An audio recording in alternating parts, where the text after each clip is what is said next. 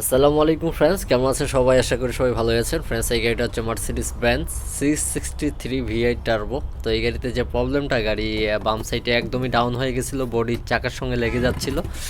তো আমরা চাকা খুলে দেখলাম এটার যে ইয়ার সাসপেনশনের যে শক অ্যাবজর্বারটা আছে সেটা এখানে ফেটে গেছে, যেটার কারণে হাওয়াটা লিক করতেছে। তো যেটার কারণে গাড়িটা একদম বডির সঙ্গে লেগে যাচ্ছিল।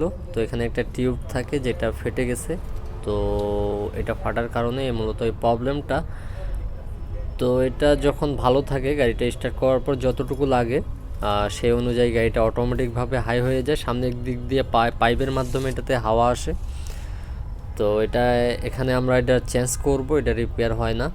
তো এটা চেঞ্জ করলে গাড়ি আমাদের আগের মতো হয়ে যাবে আশা করি।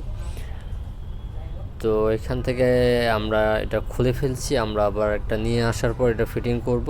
তো আশা করি ভিডিওটা আপনাদেরকে ভালো লেগেছে। ভিডিওটা ভালো লাগলে অবশ্যই লাইক দেবেন। দেখা হবে নেক্সট ভিডিওতে। আল্লাহ হাফেজ।